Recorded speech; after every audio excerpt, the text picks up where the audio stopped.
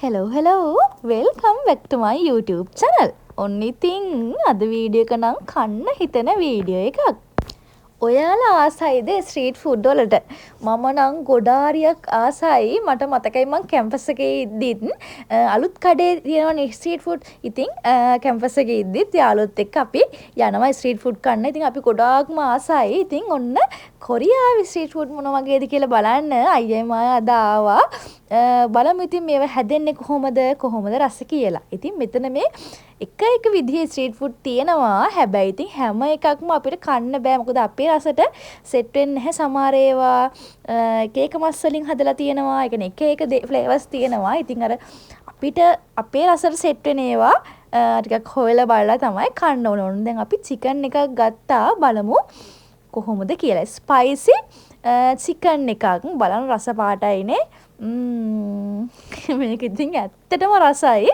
ගොඩාක් සැරයි, ගොඩාක් ස්පයිසි. හැබැයි හරිම රසයි. මේක සෝස් එක තමයි ස්පයිසි. හරිම රස ෆ්ලේවර් එකක් තමයි තියෙන්නේ. ඉතින් අපි දෙන්නත් එක්ක මේ ස්පයිසි චිකන් එක ඔක්කොම ටික කෑවා. දැන් ඉතින් අරක සැරට කවපු හින්දා අපි හිතුවා පැණි රසක් කෑවොත් හොඳයි කියලා. අපි හිමීට ඉතින් බලාගෙන ගියා තියෙන දේවල්. එක කෑම එක විදිහට තියෙනවා. බර්ගර්ස් තියෙනවා. චිකන් තිබ්බ ගොඩක්ම. බලන්නකො ඉතින් තියෙන දේවල් කන්න හිතෙන දේවල් තමයි තියෙන්නේ. හැබැයි සමහර ඒවාක රස අපිට සෙට් වෙන්නේ නැහැ. ඒතර බයිට් වර්ග තියෙනවා ලංකාව වගේම තමයි. චිප්ස් වර්ග එක දේවල්. ඒතරම් තිබ්බේ හෝම් මේඩ් ඒවා. බලමු. මේක බිත්තර වලින් හදන එකක්. එග් බන් එකක් වගේ නේද? චීස් දාලා හදන එග් එකක් තමයි මේකේ තියෙන්නේ. මේකත් ගොඩක්ම රසයි. ඉතින් අපි අර පැන් රස කොවාගෙන ආපු හින්දා මේක සෙට් වුණා. අපි ගොඩක් සැර කාලා හිටපු නිසා මෙන්න මේ විදිහට තමයි ඉතින් හැදෙන්නේ. මෙතන ගොඩාක් සීතලයි. මොකද රෑ වෙලානේ දැන් තියෙන්නේ. ආච්චි කෙනෙක් තමයි ඉතින් හදන්නේ. බලන්නකෝ. එයා ඉතින් එයාලා හරිම ඇක්ටිව්. ඒ කියන්නේ ගොඩාක්ම ක්‍රියාශීලී. ඉක්මනට හැමදේම කරලා දෙනවා. ඕඩර් එක දාපු ගමන් ඉක්මනට හදලා දෙනවා. ඉතින් අපි එග් බන් එකත් කාලේ ඉවර වෙලා චුට්ටක් ඇවිදගෙන ගියා. මොනවද තියෙන්නේ කියලා බලන්න. මං හිතන්නේ දැන් වෙලාව 8:08 වගේ. ඉතින් මට ලිප්ස්ටික් එකක් ගන්න තිබිලා අපි කොස්මැටික් ෂොප් එකකටත් ආවා.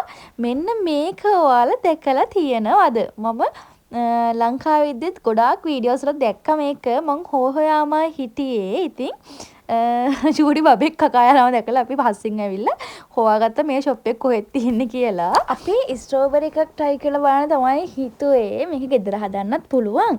ඒ වුණාට ඉතින් ආස හින්දා first time තමයි මම මේ try කරලා බලන්නේ. ඉතින් අපි try කරලා බැලුවා. හැබැයි අපි ගත්ත ස්ට්‍රෝබෙරි එක ටිකක් ඇඹුල්. ඒක හින්දා එච්චරම රසවත් නැහැ. ඔන්න ඉතින් අපි දැන් බඩගිනි වගේ.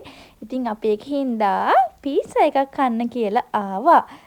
ස්ට්‍රීට් ෆුඩ් වලින් පොඩ්ඩක් නවත්තලා අපි පීසා එකක් කන්න කියලා ආවා දැන්.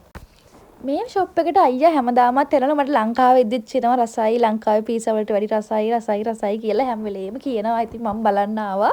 ඇත්තටම ලංකාවේ පීසා වලට වැඩිය මේ කියන තරම් රසයිද කියලා. ඉතින් අපි බලමු. මේ ෂොප් එකේ පීට්සා රසයිද කියලා. ඔන්න අපේ පීට්සා එක ආවා. ලස්සනයි නේද ළමයි? රස පාටයි ඇත්තටම. මේකේ නම මට මතක නැහැ. කොම්බිනේෂන් පීට්සා එකක් මේක. රස පාටයි නේද? ඇත්තටම ලස්සනයි. ගොඩාක්ම ලස්සනයි. කන්න හිතෙන පාටක් තියෙන්නේ. අපි try කරලා බලමු. රසයිද කියලා ලංකාවට වැඩිය. ඇත්තටම මේ පීසා එක ගොඩාක් රසයි. ඉතින් ඔයාලත් කොරියාවේ ඉන්නවා නම් මෙන්න මේ පීට්සා එක try කරලා බලන්න. මේක ගොඩාක්ම රසයි. ඔන්න ඕක තමයි ඉතින් අපේ ස්ට්‍රීට් ෆුඩ් එක්ස්පීරියන්ස් එක. ඉතින් ළමයි අපි එදා යද්දී ඒකේ ගොඩාක් කඩ වහලා තිබුණේ. කියන්නේ එදා මං හිතන්නේ නිමාඩුද මන්දා ඔක්කොම ෂොප් ඇරලා තිබුණේ නැහැ. ටිකක් වහලායි තිබුණේ. අනිත් එක තමයි අපි ගෙදරින් යද්දිත් එක දේවල් කාලා ගියේ. ඉතින් ඒකින්ද බඩගිනිත් නැහැ. ඒකින්ද අපි පීට්සා එකක් කාලා ආවා. ඉතින් අපි හිතුවා අනිත් දවසේ යද්දී මුකුත් කන්නේ නැතුව හොඳට බඩේ ඉඳ තියාගෙන යන්න ඕනි කියලා ඒ දේවල් කාලා බලන්න. ඉතින් ආයෙමත් මම ස්ට්‍රීට් ෆුඩ් වීඩියෝ එකක් අනිවාර්යයෙන්ම ගේනවා. ගොඩක් දේවල් try කරලා බලන්න. ඉතින් මම ලංකාවට එන්න කලින් ඔයාලා මට කමෙන්ට්ස් කරන්න මොන වීඩියෝස් ගේන්න ඕන කියලා. මොකද මම ළඟදිම ලංකාවට ආයෙමත් එනවා. එහෙනම් ඉතින් ගිහින් එන්නම් සතුටින් පරිස්සමෙන් ඉන්න. ආදරේ.